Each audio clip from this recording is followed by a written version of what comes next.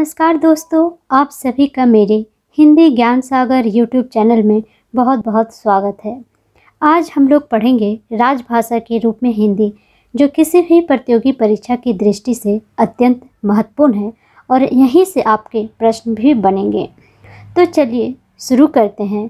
हर एक पॉइंट को हम लोग बहुत ही ध्यान से समझते हुए पढ़ेंगे। पहला है, राजभाषा का सामान्य अर्थ है। राज्यभाषा का सामान्य अर्थ है राजकाज की भाषा। अगला है, राज्य या प्रशासन की भाषा को राजभाषा कहा जाता है। देखिए, अगर पूछा जाए राजभाषा किसे कहा जाता है या ऑप्शन दिया जाए राज्य या प्रशासन की भाषा को क्या कहा जाता है, तो हम कहेंगे राजभाषा कहा जाता है। राजभाषा के माध्यम से ही समस्त प्रशासनिक कार्य संपादित होते हैं। राजभाषा जो है उसके माध्यम से ही क्या होता है, समस्त प्रशासनिक कार्य संपादित होते हैं। राजभाषा जनता एवं सरकार के मध्य सेतु का कार्य करती है। 14 सितंबर 1949 ईस्वी को हिंदी को संवैधानिक रूप से भारत की राजभाषा घोषित किया गया था। इसलिए 14 सितंबर को प्रत्येक वर्ष हिंदी दिवस के रूप में मनाया जाता है। हिंदी दिवस कब मनाया जाता है? 14 सितंबर को हिंदी दिवस मनाया जाता है, क्योंकि 1949 ईस्वी को ही हिंदी को संवैधानिक रूप से भारत की राजभाषा घोषित किया गया था। जबकि 26 जनवरी 1950 को हिंदी को भारत की राजभाषा के रूप में संवैधानिक मान्यता प्रदान किया गया था। देखिए, बहुत इंपॉर्टेंट है, इसको ध्यान में रखिए कि 1949 को क्या हुआ था, हिंदी को संवैधानिक रूप से भारत की राजभाषा घोषित किया गया था और 26 जनवरी 1950 को हिंदी को भारत की राजभाषा के रूप में संवैधानिक मान्यता प्रदान किया गया था। हिंदी भाषा को देवनागरी लिपि में लिखा जाता है। देखिए, हिंदी भाषा को किस लिपि में लिखा जाता है? देवनागरी लिपि में। देवनागरी लिपि को नागरी लिपि भी कहा जाता है। देखिए, ये भी बहुत इंपॉर्टेंट है, इसे भी ध्यान में रखिए। देवनागरी लिपि को नागरी लिपि भी कहा जाता है। देवनागरी लिपि जो है वो क्या है, ब्राह्मी लिपि का ही परिष्कृत रूप है। ये बहुत इंपॉर्टेंट है, ये क्वेश्चन आया भी है। ब्राह्मी लिपि का परिष्कृत रूप क्या है, तो हम कहेंगे देवनागरी लिपि। 26 जनवरी 1950 को भारत का संविधान लागू होने के साथ ही भारत में राजभाषा नीति भी लागू हुई। ये क्वेश्चन पूछा जा सकता है, राजभाषा नीति कब लागू हुई, तो हम कहेंगे 26 जनवरी 1950 को। ये सारे पॉइंट बहुत इंपॉर्टेंट है, ये सब आप लोग रट लीजिए तो अच्छा रहेगा। भारतीय संविधान के भाग 17 अनुच्छेद 343 से 351 में राजभाषा का उल्लेख किया गया है।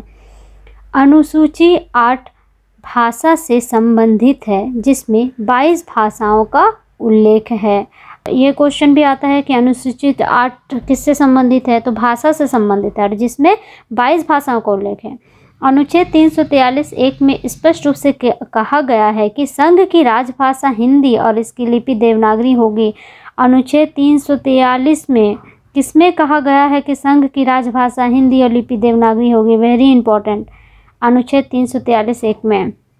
अब हम लोग देखेंगे राजभाषा की संवैधानिक स्थिति। ये सारा तो आप लोगों को रटना ही पड़ेगा, यहाँ से आप लोगों का क्वेश्चन बनता है और यहाँ से क्वेश्चन आएगा ही आएगा। कोई भी कंपटीशन का एग्ज़ाम आप लोग दे दीजिए, यहाँ से आपका ज़रूर क्वेश्चन आ जाएगा। तो चलिए देखते हैं।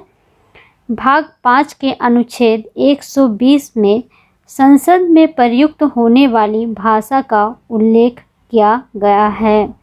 भाग 6 के अनुच्छेद 210 में विधान मंडलों में प्रयुक्त होने वाली भाषा का उल्लेख किया गया है। ये क्वेश्चन पूछा जा सकता है, विधान मंडल में प्रयुक्त होने वाली भाषा का उल्लेख किसमें किया गया है, तो भाग 6 के अनुच्छेद 210 में।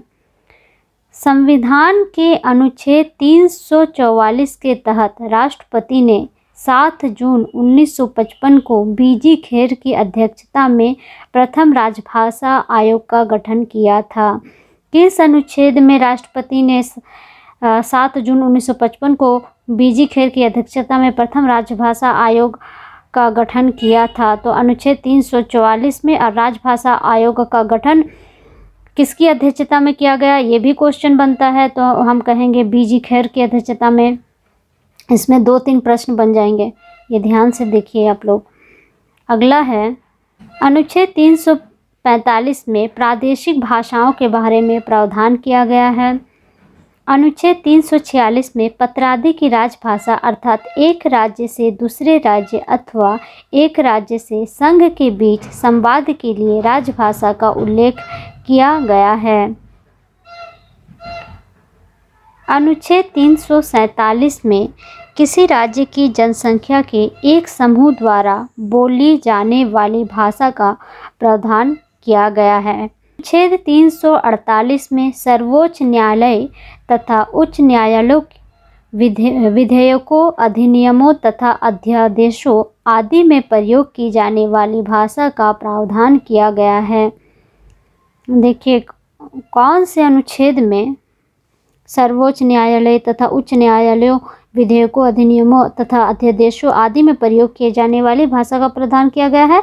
तो हम कहेंगे अनुच्छेद 348 में। अनुच्छेद 349 में भाषा संबंधी विधियों को अधिनियम करने का प्रावधान किया गया है। अनुच्छेद 350 में शिकायत निवारण हेतु प्रयुक्त भाषा का प्रदान किया गया है। देखिए ये क्वेश्चन भी पूछा गया था। अनुच्छेद 350 ए में प्राथमिक स्तर पर मातृभाषा में शिक्षण से संबंधित प्रावधान है। ये भी इम्पोर्टेंट है। मातृभाषा में शिक्षण से संबंधित प्रावधान किस अनुच्छेद में है? प्राथमिक स्तर पर। तो हम कहेंगे अनुच्छेद 350 ए में। फिर देखते हैं अनुच्छेद 350 बी में भाषाई अल्पसंख्यक वर्गों के लिए विशेष प्राधिकारी का उल्लेख है। अनुच्छेद 351 में हिंदी भाषा के विकास के निर्देश दिए गए हैं। संस्कृत, तमिल, तेलुगु, कन्नड़, मलयालम एवं उड़ीसा को शास्त्रीय भाषाओं का दर्जा मिल चुका है। शास्त्रीय भाषाओं का दर्जा किस किस भाषा को मिला है? तो हम कहेंगे संस्कृत, तमिल, तेलुगु, कन्नड़, मलयालम एवं उड़िया। देखें यहाँ उड़ीसा हो गया, उड़िया होगा। उड़िया को शास्त्रीय भाषाओं का दर्जा मिल चुका है। अब हम लोग पढ़ेंगे राज्य भाषा किसे कहते हैं। देखिए ऊपर हम लोग देखे थे राजभाषा, अब हम लोग बात करते हैं राज्य भाषा की। राज्य भाषा का अर्थ है राज्य की भाषा से है। राज्यों की अपनी अपनी भाषाएं हैं। देखिए सभी राज्यों की अपनी अपनी भाषा है। प्रत्येक राज्य क्या करता है? अपनी सीमाओं में अपने राज्य की भाषा में कामकाज करने के लिए स्वतंत्र है। मतलब हर राज्य का अपना एक भाषा है और वो अपने राज्य में अपने भाषाओं में कामकाज करने के लिए स्वतंत्र है। ये नहीं है कि उसमें बंधन है कि वो इसी भाषा में करना होगा, ऐसा नहीं है। सभी राज्य अपने अपने भाषा में कामकाज करने के लिए स्वतंत्र हैं। और जब केंद्र के साथ उसे संपर्क स्थापन या पत्र व्यवहार की आवश्यकता होती है तो वो राजभाषा या सह राजभाषा का प्रयोग करता है। अब हम बात करते हैं राष्ट्रभाषा की। राष्ट्रभाषा अर्थात राष्ट्र की भाषा। दूसरे शब्दों में हम कह सकते हैं जिस भाषा के माध्यम से राष्ट्र में विचार विनिमय एवं संपर्क स्थापित किया जा सके उसे राष्ट्रभाषा कहते हैं। देखिए राष्ट्रभाषा के माध्यम से हम लोग राष्ट्र में विचार विनिमय भी करते हैं एवं संपर्क भी स्थापित करते हैं, तो उसे हम लोग राष्ट्रभाषा कहेंगे। अब बात करते हैं संपर्क भाषा की। भाषा के संदर्भ में संपर्क भाषा का अर्थ होता है जोड़ने वाली भाषा। देखिए ऐसा क्वेश्चन आ सकता है, जोड़ने वाली भाषा किसे कहते हैं? तो संपर्क भाषा को कहा जाता है। संपर्क भाषा का आशय जन भाषा से है, मतलब एक दूसरे में जो संपर्क स्थापित करे उसे ही हम लोग संपर्क भाषा कहेंगे। जो किसी क्षेत्र, प्रदेश या देश के ऐसे लोगों के बीच पारस्परिक विचार विनिमय का कार्य करे जो एक दूसरे की भाषा को नहीं जानते हैं। वर्तमान में भारत की संपर्क भाषा हिंदी है, जबकि अंतर्राष्ट्रीय स्तर पर अंग्रेजी संपर्क भाषा के रूप में प्रयोग की जाती है। अब हम देखते हैं मातृभाषा। मातृभाषा का सामान्य अर्थ है माता की भाषा। देखिए माता पिता या परिवार के सदस्यों के अनुकरण द्वारा सीखी और सहज बोली का परिष्कृत रूप मातृभाषा कहलाती है। अनुकरण मतलब नकल। घर में जो छोटे बच्चे होते हैं वो भाषा कैसे सीखते हैं? माता पिता या घर में जितने सदस्य हैं उन्हीं के द्वारा वो भाषा को सीखते हैं। तो माता के द्वारा जिस भाषा का अनुकरण किया जाता है, मतलब नकल किया जाता है या सीखा जाता है और फिर उस भाषा को सीख कर बोला जाता है, तो उसे हम लोग मातृभाषा कहते हैं। और छोटे बच्चे भी अपनी माँ जो बोलती है वही वो सीखते हैं, अनुकरण करते हैं, फिर उसी का नकल करके वे बोलते हैं, तो उसको हम लोग मातृभाषा कहते हैं। अब बात करते हैं मानक भाषा की।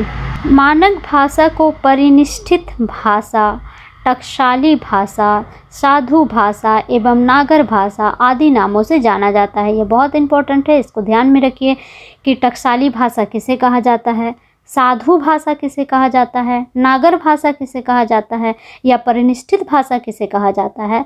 तो हम कहेंगे मानक भाषा को। मानक भाषा जो है वह शिक्षित वर्ग की शिक्षा, पत्राचार एवं व्यवहार की भाषा होती है। देखिए, पत्राचार और व्यवहार में जो हम लोग प्रयोग लाते हैं वो मानक भाषा को ही प्रयोग में लाते हैं। अब बात करते हैं बोली की। भौगोलिक दृष्टि से भाषा के क्षेत्रीय रूप को बोली कहते हैं। इसे एक निश्चित शब्द समूह एवं व्याकरणिक संरचना द्वारा पहचाना जा सकता है। सभी क्षेत्र की अपनी अपनी बोली होती है और किसी भी क्षेत्र के लोग अगर दूसरे क्षेत्र में जाते हैं तो उसके बोलने के तरीके से हम लोग समझ जाते हैं कि वे इस क्षेत्र का वासी होगा, क्योंकि हर क्षेत्र का अपना अपना एक बोली है, उसका अपना शब्द समूह है, उसका अपना व्याकरणिक संरचना है। आज के लिए इतना ही दोस्तों। आपको ये वीडियो कैसा लगा कमेंट करके ज़रूर बताइएगा। और अगर आप मेरे साथ पढ़ना चाहते हैं संपूर्ण हिंदी व्याकरण को, तो आप शुरू से अंत तक मेरे साथ इसी तरह बने रहिए और लाइक और सब्सक्राइब ज़रूर कर दीजिए। धन्यवाद।